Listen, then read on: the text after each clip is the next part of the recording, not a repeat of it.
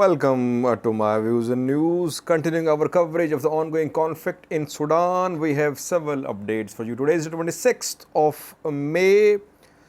Today, the Ceasefire Monitoring Committee held a press briefing this morning. On Friday morning, they shared details about the situation on the ground. We know that four-member committee is monitoring ceasefire in Sudan. Members from the USA, Saudi Arabia, Sudanese Army and Rapid Support Forces, one member each from these four players. So what is the report? Any violations? Who is violating the ceasefire? What did the committee say? Secondly, viewers, fighting resumed in a zone of Darfur on Thursday night.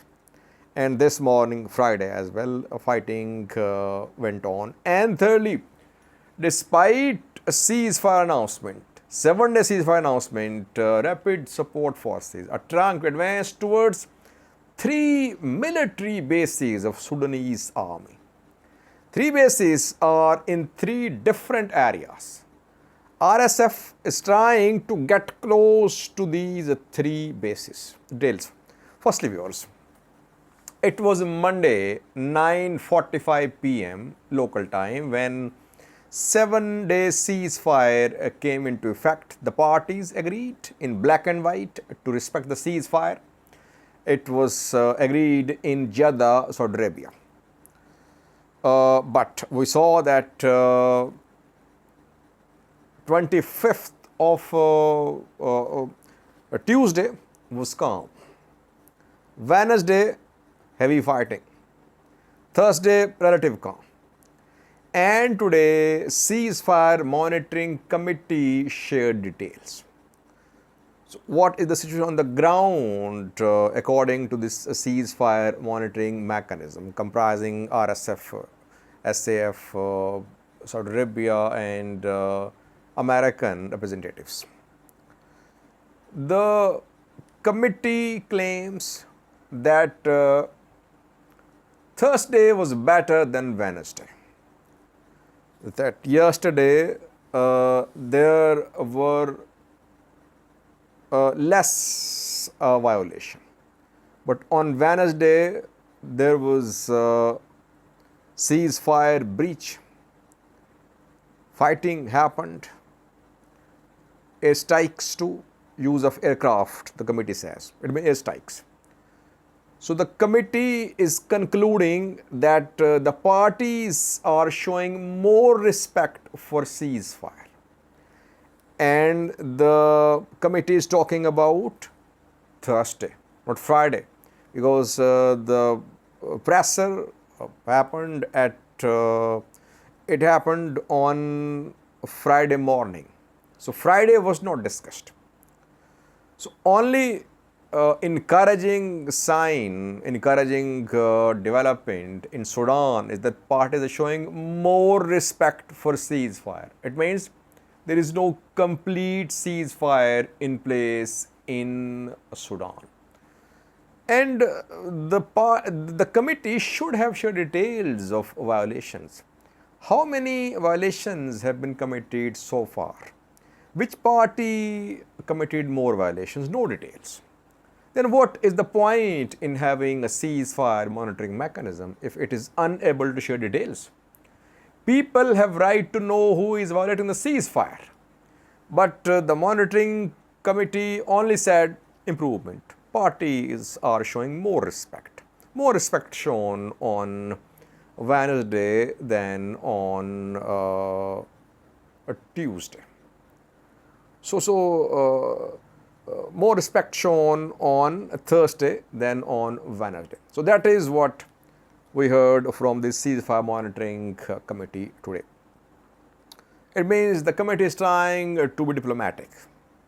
It does not want to annoy any of the two parties. Will it help in cementing the ceasefire? I don't think so. Secondly, viewers, the fighting resumed today in a city of Darfur, northern Darfur, where there has been relative calm in the last 2 weeks or so, because locals there, local elders, local government officials, they mediated between rapid support forces and Sudanese army there, and we saw less fighting in this city as compared with fighting in Al Janina. Name of the city is Al Fashir, viewers. Al Fashir is in North Darfur. At the start of this war, there were some clashes in Al Fashir, and after that, we saw that in Al Fashir and in Nayala, local elders, tribal elders, government officials, they mediated between rapid support forces, Sudanese army, and a ceasefire was agreed. Since then, there has been ceasefire in a place. But on Thursday night, fighting resumed between rapid support forces and Sudanese army in Al Fashir. And this morning, on Friday morning, we confirmed that there was fighting ongoing. Use of artillery was being reported by residents of the area. In Zalinji, there was a fighting on Wednesday. Zalinji had been surrounded by rapid support forces. It is in central Darfur, I think. Al Janina, relative calm, but Al Janina has seen lots of fighting in the past 2 weeks or so. Thousands have been displaced, infrastructure destroyed. Now, mainly we are seeing resumption of clashes in Al Fashir, North Darfur. Several injured, reportedly, around 15 injured people were taken to hospital in Al Fashir. Clashes ongoing, reportedly. Now, thirdly, was very importantly, while ceasefire is in place, movement of rapid support forces towards 3 key military bases of Sudanese army has been confirmed by some sources. We know that Sudanese army's defense base was taken by rapid support forces a few days ago, before the start of this new 7-day ceasefire. And after that, though ceasefire was announced, the RSF continued its advance towards the 3 main bases of Sudanese army. First base is engineering corps of Sudanese army, which is in Al Muhandisin in Darman. And here, close to this engineering corps building, there is military hospital, a complex too, very strategic place, because to the east of this engineering corps, there are 2 bridges over River Nile, Victory Bridge and White Nile Bridge.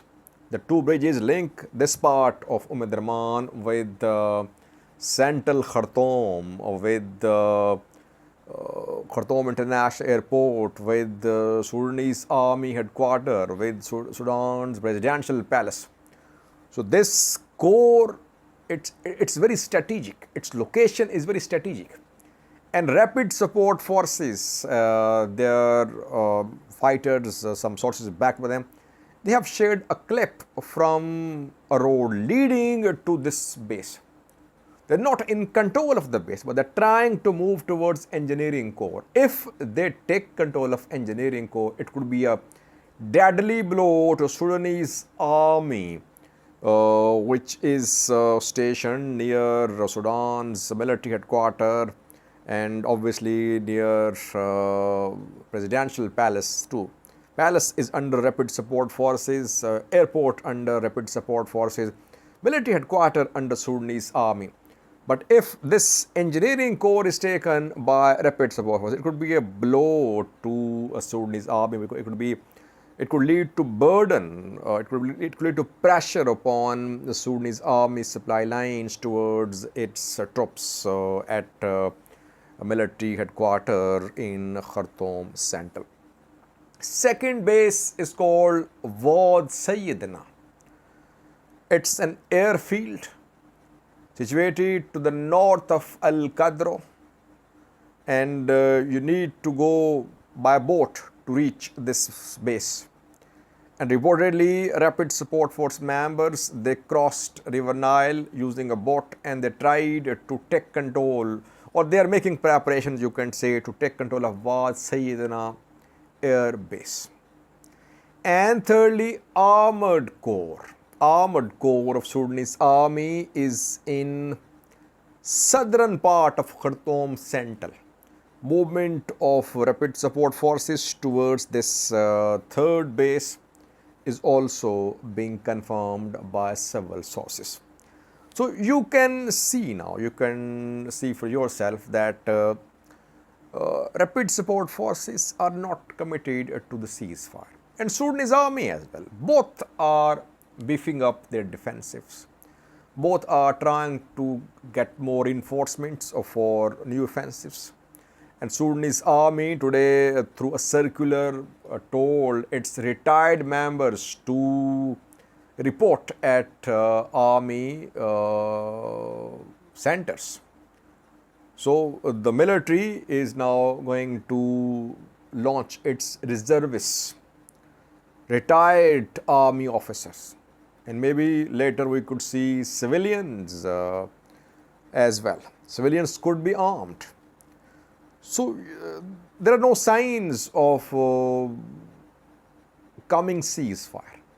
Both parties are making preparation for a long war. They believe that war is going to be long. They're making preparations. Ceasefire was agreed for 7 days because the parties, obviously, they want to get reinforcements. They want to make new strategies. They want to evacuate their injured soldiers, so etc., etc. And a little bit relief to the people as well.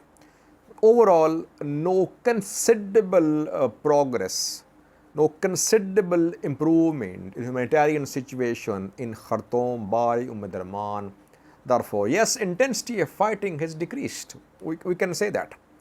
But the intention of the two parties is not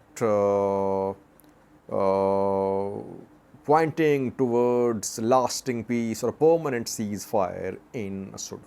I think for watching.